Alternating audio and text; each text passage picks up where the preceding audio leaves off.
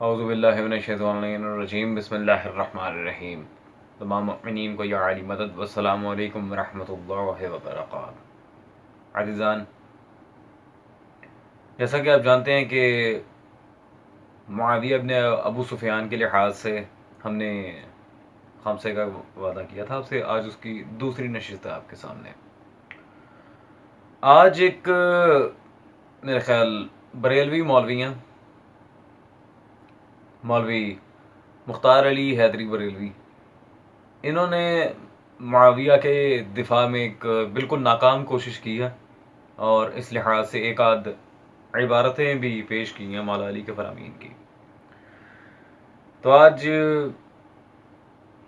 ان کو ہم جواب دے رہے ہیں، اور ان کے دیے گئے دلائل کا ہمیں رد بھی کرنا ہے، اور یہ بھی دیکھنا ہے کہ آیا حضرت کے دیے ہوئے دلائل کتنے پانی میں ہیں، اور یہ اصلاً بات کیا کرنا چاہ رہے ہیں. لیکن ان کی دی گئی دلیل سے پہلے ہم چلتے ہیں ان علماء کی طرف جو بذات خود مسلک اہل سنت سے تعلق رکھتے ہیں، اور یہ حضرت ان کی سخت تنقید کر رہے ہیں. پہلے ان کا آپ وہ بیان سنیں، پھر میں انہی علماء کی کتابیں آپ کے سامنے رکھوں گا، اور حق و باطل میں واضح فرق آپ کے سامنے آ جائے گا انشاءاللہ. کچھ ایسے مکرو چہرے آ گئے. وہ لاہور کا ہیزی نام کا، ظہور احمد ہیزی نام کا بدبخت کمینہ جہنمی کتا، جس نے شرح خصائص علی میں، مناقب علی ابن ابی طالب میں، جس نے اور اپنی کتابوں میں حضرت امیر معاویہ کی نسبت زہر اگلا، حضرت امیر معاویہ کو ظالم کہا، قاتل کہا، جابر کہا، بددیانت کہا، کرپٹ کہا، معاذ اللہ دھوکے باز کہا. ہم کہتے ہیں ہمارے پاس اور کچھ نہیں. حضور کا فرمان ہے، فرمایا تھا میرے مصطفیٰ نے، اذا رأیتم الذین یسبون اصحابی فقولوا لعنت اللہ علی شرکم. انہوں نے کہا جب دیکھو ان لوگوں کو جو میرے صحابہ کو بک بک کریں، انہیں کہہ دینا تمہاری اس شر پر اللہ کی لعنت برسے. اب یہ بدبخت اس طرح کے ان سب کو بھی مولا پاک جواب دے رہے علی پاک. اور وہ پنڈی کا وہ مشہور اور معروف ہمارے ایک دوست نے، انہوں نے بڑا اعلیٰ اس کا نام تیار کیا ہے، بڑا اچھا لگا مجھے. ابھی میں نے آج رات دیکھا، مجھے پوسٹ کی، تو کہتے ہیں مشہور ذاکر اہل تشیع، بحر المصائب، شمشیر خمینی، تحریف اینڈ نحیف کرشی، کمی سبائی ایرانی، مراسی ازادار کالیا، المعروف ماتم سینہ کوبی اور زنجیر زنی والے. جی عزیزان، آپ نے سنا. مولوی صاحب، پہلی بات تو یہ ہے، سب سے پہلے میں آپ سے ایک چھوٹی سی گزارش کروں گا، آپ جا کے پہلے بات کرنے کے ایٹیکیٹ سیکھیں. آپ کو آداب گفتگو قطعی طور پر نہیں آتے. دوسری بات یہ ہے کہ چلیں، شیعہ علماء کے خلاف تو آپ لوگ بولتے ہی رہتے ہیں. آج یہ وقت آ گیا کہ منصف مزاج حق و علماء اہل سنت کے مخالفت میں بھی ماشاءاللہ آپ اس طرح سے اٹھیں تنقید کرنے ان کی. کیا بات ہے، تعجب ہے خدایا. یہ لوگ ہیں جی جو اپنے آپ کو عالم، مدارس سے فارغ التحصیل، بلکہ بذات خود مدرس، اور پتہ نہیں کیا کیا اپنے ساتھ القابات جوڑتے ہیں، متکلم اسلام، مناظر اسلام ایٹسٹرا. جن لوگوں کو ابھی تک گفتگو کے آداب نہیں آتے، اور اردو عبارتوں میں جو جہان کی غلطیاں کر رہے ہیں. خیر، انہوں نے دو علماء پر تنقید کی ہے عزیزان آپ کے سامنے، جن میں سے ایک تو اعلان کہہ چکے ہیں کہ میں بریلوی نہیں ہوں، میں صرف حنفی سنی ہوں، اور دوسرے وہ تو پکے کٹر بریلوی ہیں، بلکہ بریلویت کے دفاع میں ان کے مناظرے موجود ہیں باقاعدہ. پہلا جو انہوں نے نام لیا مکمل نہیں لیا، وہ تنقید کے دائرے میں لیا تھا قاری ظہور احمد فیضی صاحب کا، اور دوسرا تھا مفتی حنیف قریشی. دونوں کے نام نہیں لیا، اور دونوں کا میں پہلی یہاں واضح کر دوں، میں کوئی وکیل نہیں ہوں دونوں کا، اور نہ ہی ان کا مذہب شیعہ سے کوئی تعلق ہے. یہ دونوں اہل سنت ہیں، ہم میں سے کوئی بھی انہیں شیعہ نہیں مانتا، اور نہ میں ان کی وکالت کرنے کے لیے یہاں بیٹھا ہوں. میرا فریضہ یہ ہے کہ دنیا کو اصلاً یہ بتاؤں کہ جن علماء کی تنقید کرنے پہ حضرت اتنی ساری لمبی لمبی چوڑے بھاشن دے رہے ہیں، آیا ان کی کتابیں پڑھی بھی ہیں کہ انہوں نے اپنی کتابوں میں دلائل کس کے ذکر کیے ہیں؟ ورسک میں دکھاتا ہوں. شرح خصائص علی کا انہوں نے حوالہ دیا تھا جی الحمدللہ، یہ میرے پاس مکتبہ باب العلم لاہور سے چھپی موجود ہے، شرح خصائص علی قاری ظہور احمد فیضی صاحب کی۔ اس کے صفحہ نمبر 1007 پر ہم جب چلتے ہیں تو یہاں پر آپ واضح دیکھ سکتے ہیں بحوالہ فتاوی رضویہ، جعلی روایات میں اعلی حضرت کی ضرب و جمع۔ اعلی حضرت احمد رضا حنفی ایک اور مقام پر فرماتے ہیں، یہ فتاوی رضویہ کے حوالے سے بات ہو رہی ہے، اور کس کی دلیل دی ہے؟ احمد رضا خان بریلوی،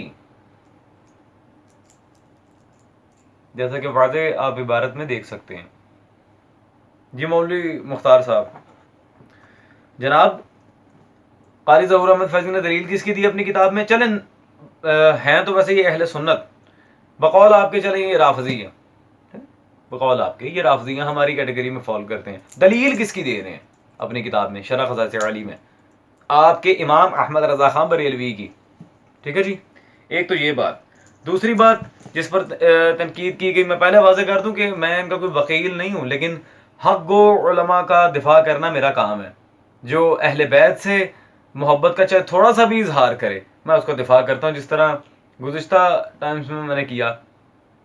میں حالانکہ ان سے کروڑہا اختلافات ہیں میرے، بالخصوص خلافت و امامت کے موضوع پر، لیکن پھر بھی میں صرف آپ کے سامنے آئینہ رکھ رہا ہوں کہ یہ دیکھیں انہوں نے دلائل کس کے ذکر کیے ہیں۔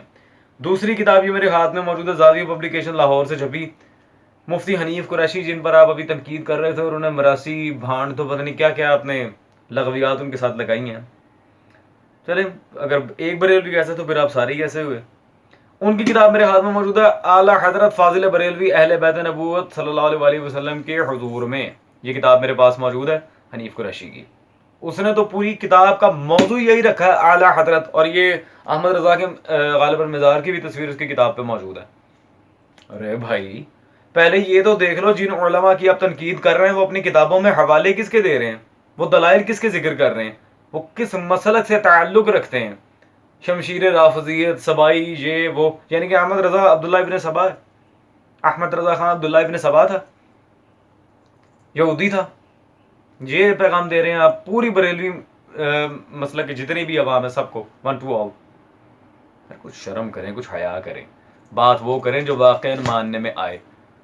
ٹھیک ہے جی، تو ان دونوں پہ تنقید کرنے کا سیدھا سیدھا مطلب یہ ہے احمد رضا خان بریلوی پر تنقید کرنا، اور اگر احمد رضا خان بریلوی پر آپ نے تنقید کی تو ان شارٹ بریلوی مسلک سارا کا سارا ختم ہو جائے گا، کیونکہ بانی تو وہی ہیں اور دلائل انہی کے ذکر کیے جا رہے ہیں یہاں پہ۔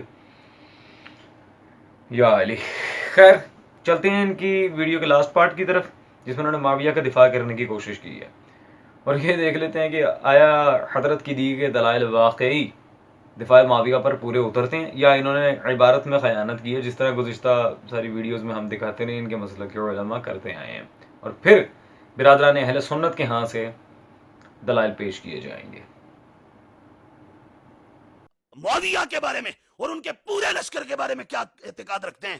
مولا پاک نے کہا وَقَانَ بَدُ أَمْرِنَا أَنَّ الْتَقَيْنَا وَالْقَوْمُ مِنْ أَهْلِ الشَّامِ وَالظَّاهِرُ أَنَّ رَبَّنَا وَاحِدٌ وَدَعْوَتُنَا فِي الْإِسْلَامِ وَاحِدَةٌ لَا نَسْتَزِيدُهُمْ فِي الْإِيمَانِ بِاللَّهِ وَالتَّصْدِيقِ بِرَسُولِهِ صلی اللہ علیہ وآلہ وسلم وَلَا يَسْتَزِيدُونَنَا الْأَمْرُ وَاحِدٌ إِلَّا مَا اخْتَلَفْنَا فِيهِ مِنْ دَمِ عثمان وَنَحْنُ مِنْهُ بَرَاءٌ۔ مولا مرتضیٰ کہتے ہیں سنو، جو رب میرا علی کا وہی رب معاویہ کا۔ حضرت مولا علی کہتے ہیں جس اسلام کو میں مانتا ہوں اسی کو معاویہ مانتا ہے، جو ایمان مجھ علی کا وہی ایمان معاویہ کا ہے۔ اس میں نہ میں کہتا ہوں میں زیادہ نہ وہ کہتے ہیں۔ ایمان چونکہ تصدیق کا نام ہے، اور تصدیق آگے پھر ہماری یہ کلمی بحث ہے، یہ بسیط ہے، مرکب ہے، یہ کیا ہے؟ تو مولا پاک نے کہا ایمان، جسٹ ایمان، بلیو، ایمان لیں، تو کہا ایمان جو میرا علی کا ایمان ہے وہی معاویہ کا ایمان۔ استغفر اللہ ربی واتوب الیہ۔ عزیزان نے جنگ صفین کا نقشہ پلٹانے کی ایک ناکام کوشش کی ہے، اور اس میں نہج البلاغہ کی آدھی ادھوری عبارت پڑھ کر انہوں نے بھاگنے کی کوشش کی اور فرار اختیار کرنے کی کوشش کی ہے، جو کہ بالکل ناکام ترین کوشش تھی۔ وہ کیسے؟ let me show you something۔ جی حضرت مورد نظر یہی کتاب تھی جی، نہج البلاغہ۔ مکتوب نمبر 58 حضرت نے پیش کیا اس معاملے میں. انہوں نے اس ویڈیو میں 204 نمبر مکتوب سے بھی بات کی تھی، لیکن اس کا ہم بارہا بریلوی مولویوں کو اور مرزا انجینئر صاحب کو پچھلی ویڈیو میں ہم جواب دے چکے ہیں. انہوں نے جو بات پیش کی جس میں مولا علی حضرت عثمان کے خون سے بری ذمہ ہونے کی بات کر رہے ہیں، تو ٹھیک ہے. آگے انہوں نے جو بات کی ہے کہ مولا علی فرما رہے ہیں جی رسول واحد ہے، خدا واحد ہے، تو بھائی کیا مولا علی یہ بھی نہ کہتے کہ خدا اور رسول واحد ہے؟ کیا مولا علی کو معاذ اللہ ایک سے زیادہ خدا کہنے چاہیے تھے؟ اور بھائی علی ہی تو ختم نبوت کا اور توحید کا سب سے بڑا مجاہد ہے. مولا علی ہی تو سب سے بڑے دائی ہیں توحید اور رسالت کے و ختم نبوت کے اور ان سارے معاملات کے. اب اگر ایک خدا ایک رسول کہہ دے تو اس میں کیا برا لگ گیا آپ کو؟ آپ کے یہاں ایک سے زیادہ خدا کا تصور ہوگا، ہمارے یہاں الحمدللہ نہیں ہے، نا ہم مشرک ہیں.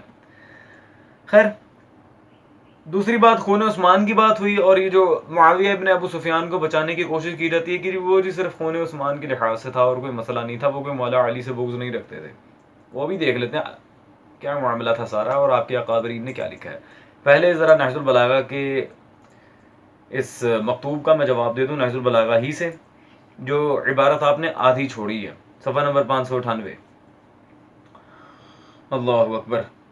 یہاں واضح لکھا ہوا ہے فقالوا بل نداویہ بالمقابرات فابوا حتی جنحت الحرب. مولا علی واضح فرما رہے ہیں کیا؟ فقالوا بل نداویہ بالمقابرات فابوا حتی جنحت الحرب. یہاں واضح آپ دیکھ سکتے ہیں کہ ان لوگوں نے کہا کہ ہم اس کا علاج جنگ و جدل سے کریں گے، اور جب انہوں نے ہماری بات ماننے سے انکار کر دیا تو جنگ نے اپنے پیر پھیلا دیے. حتی جنحت الحرب، واضح مولا علی کا فرمان موجود ہے. جی مولوی صاحب، یہ حتی جنحت الحرب کے الفاظ آپ آگے سے کیوں کھا گئے نہج البلاغہ میں؟ واٹ از دس؟ یہ آدھی عبارت پڑھ کے یہودیوں والی خیانت کیوں کی آپ نے؟ اس کا جواب آپ اپنی عوام کو دیجیے گا. میں تو جانتا ہوں کہ آپ لوگ ہیں ہی خائن، کیونکہ اگر آپ جھوٹ نہ بولیں تو آپ لوگوں کا کام چلتا ہی نہیں ہے الحمدللہ. پہلی بات تو یہ. اللہ اکبر. دوسری بات یہ ہے کہ چلے آئیں، آپ نے نہج البلاغہ پیش کی، میں بھی آپ کو نہج البلاغہ سے ہی جواب دیتا ہوں، لیکن اب میں نہج البلاغہ وہ والی دکھانے لگا ہوں جس کی تشریح، ترجمہ اور چیپٹر فارمیشن اہل سنت عالم نے کی ہے. اب وہ نہج البلاغہ دکھاتے ہیں اور یہ دکھاتے ہیں اس میں جنگ صفین کے لحاظ سے کیا معاملہ سامنے آیا ہے. ٹھیک ہے جی. اللہ اکبر. یہ غزنی اسٹریٹ اردو بازار لاہور سے چھپی میرے ہاتھ میں موجود ہے. شیخ محمد زاہد چشتی صاحب آپ کے اہل سنت، ان کی انتخاب نہج البلاغہ شیخ محمد زاہد چشتی صاحب کی، یہ آپ واضح دیکھ رہے ہیں عزیزان اسکرین پر، انتخاب نہج البلاغہ. اس میں جی صفحہ نمبر 242 242 پر خطبہ نمبر 93 یہاں باب کیا بند ہے، میں ذرا باب پر آپ کو غور کروانا چاہوں گا اور مولا علی کے جملے پر. شیطانی فوج. اللہ اکبر. معاویہ کی فوج کو خود اہل سنت عالم نے جب نہج البلاغہ پر یہ چیپٹر فارمیشن کی تو کیا لکھا ہے؟ شیطانی فوج. مولا علی فرماتے ہیں آگاہ ہو جاؤ، شیطان نے اپنے گروہ کو بھڑکانا شروع کر دیا ہے اور فوج کو جمع کر لیا ہے. اللہ اکبر. یہ دیکھیں ذرا، شیطانی فوج، یہ کون لکھ رہا ہے؟ آپ کے گھر کا عالم، نہ کہ ہمارا کوئی مترجم یا شارح نہج البلاغہ. جی عزیزان، اب ان سے پوچھیں یہ آپ کے زاہد چشتی صاحب نے کیا لکھا انتخاب نہج البلاغہ میں؟ دوسروں پر باتیں کرنے سے پہلے ذرا اپنے گھر کے شارحین و مترجمین نہج البلاغہ کو دیکھ لیا ہوتا تو بات واضح ہو جاتی. خیر، مولا علی تو معاویہ کو کہتے تھے شیطان، یہ ان کے اپنے گھر کی کتاب سے الحمدللہ ہم نے ابھی دکھا دیا آپ کے سامنے. اب یہ جو بار بار رٹ لگائی جاتی ہے اور معاویہ کا بلا وجہ دفاع کر کے صرف مذہب شیعہ کی مخالفت میں مولا علی پر جھوٹ باندھا رہتا ہے. معاویہ حق.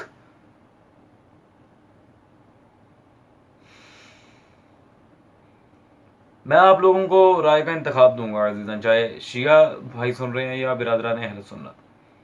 معاویہ کا دفاع کرنا حرام، اور اس کی اصلی کرتوت جو تاریخ اور حدیث میں آئی ہے بتانا ہماری شرعی ذمہ داری ہے. یہ اور مخلوقات بد ایک ہی مٹی کے بنے ہیں.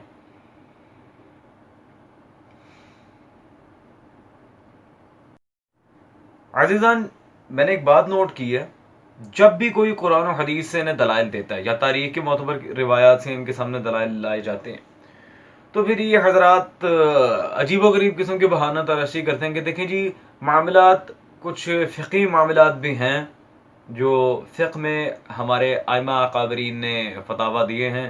وہ کیا معاملات تھے؟ معاویہ کا مولا علی سے جنگ کرنا خطا اجتہادی منکر تھا یا خطا اجتہادی مقرر تھا؟ خیر انہیں حضرت کو تو یہ بھی نہیں پتا خطا اجتہادی منکر اور خطا اجتہادی مقرر میں کیا فرق ہے،